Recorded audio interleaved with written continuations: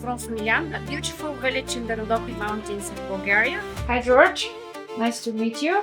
And would you be able to tell us a little bit more about yourself, who you are, and where do you come from? I'm George, I'm from New Zealand, Aotearoa.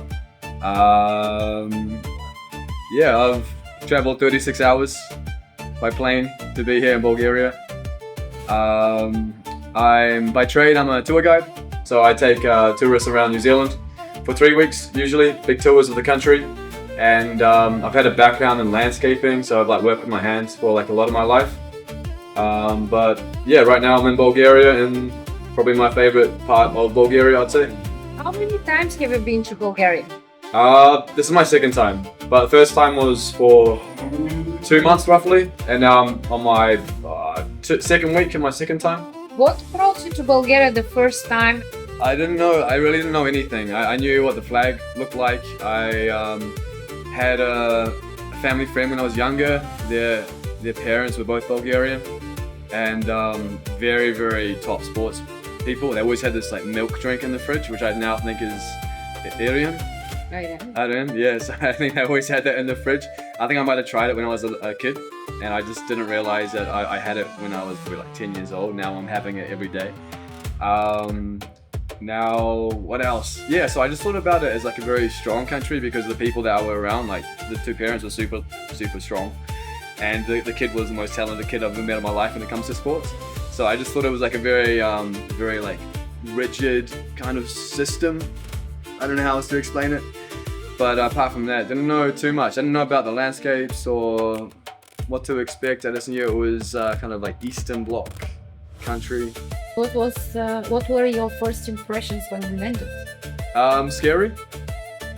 It's just scary being in a place where no one speaks your language, and I think the Bulgarian language is quite an intimidating language.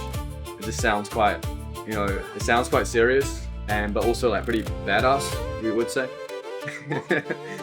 So when you're surrounded by that, it's gonna be scary. But after that, after the initial introduction of the country, and I got to go to some of the smaller places, I met some amazing people across my entire travels. I've been to quite a few cities and a few places in Bulgaria currently, and there's reasons why I've come back to Bulgaria. I had a choice to come back to Europe this time. I had 6 weeks off, and Bulgaria was my first choice. I could have gone to France or Spain or whatever, but I'm in Bulgaria, so there's obviously a good reason. I feel something about this place which is really special. So in general, how would you describe the Bulgarian people? Initially, I think they're very serious, but when you get to know them, they're so warm and welcoming. In New Zealand culture, you'll kind of just smile at everybody that walks by. In Bulgaria, I feel like they're not that simple, but when you get to know them, I've met some locals over the last few days, which you meet them first interaction, it's a bit standoffish, and as soon as you get to know them, they're like family. So it's just different, but yeah, beautiful, yeah, krasivi. So I find many similarities with the Bulgarian people with New Zealand people. So I feel a lot of Bulgarian people, they might not have as much. And when you don't have that, you got to be creative. You got to be, what's the word? Ingenious. You gotta make do with what you got. We got a saying at home. It's called number 8 wire, which means you'd kind of just make do with what you've got. In New Zealand, in New Zealand would have guys, with a ute, a pickup truck. Maybe carrying a fridge on the back, standing, driving, moving house. I could totally see the same thing in Bulgaria. Do you have a favorite Bulgarian food, place, or tradition? Yeah, banitsa. Banitsa. Just everything that Radenko's mum cooks, I love. Yeah, I want to help her out in the kitchen just to know what she makes. What do you think we as Bulgarians often take for granted? Bulgaria itself has got such a beautiful soul and beautiful culture and traditions, which coming from New Zealand we have less of in many ways. Nowadays people are leaving villages. They're trying to move to cities. They find value in that. I really find value in the smaller things and the village life, and trying to rebuild, bring life to some places which some people don't feel anymore. And so I think the Purifier here that's trying to achieve that, trying to bring life to a place which has actually got so much soul to it. And so, yeah, I just want to do my part and help out. And also the landscapes. I've seen some incredible sights in the last few days here, stuff that I don't see at home, and it's yeah, it's really, really cool. I appreciate that. We are here at the Purifier Arts, Crafts and Design House in Smilyan. And how did you find the Purifier, and what is your experience volunteering here? I found Rhodope on a volunteering website 2.5 years ago, and I think I was his first volunteer. He had no reviews. It was just a photo of him with like a gun and a bear in the background. And so I think that's maybe why I was his first volunteer, because everyone was too scared. I don't know.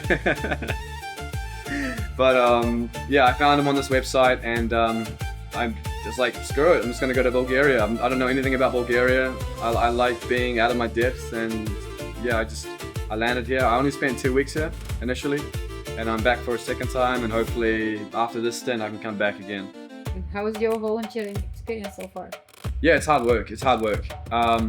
But I don't even think about it as volunteering so much. I don't even like that word anymore. I'm just helping a project. Dinko's now like a mate of mine, and I just want to do what I think is good. And I know this village can come to life, and I know he sees it because I believe what he's doing. Has this experience changed you in any way? Definitely, yeah. Well, every day here, it does change me. It shows me a different side of life which I've never seen before. You can read and you can you know, watch videos on places and all that stuff, but to experience the labors of like living in a small village in Bulgaria, it's like I cannot buy that. So I feel privileged to be here and doing this. So yeah, for sure. And I noticed you are reading in Bulgarian. Would you mind read us a short paragraph?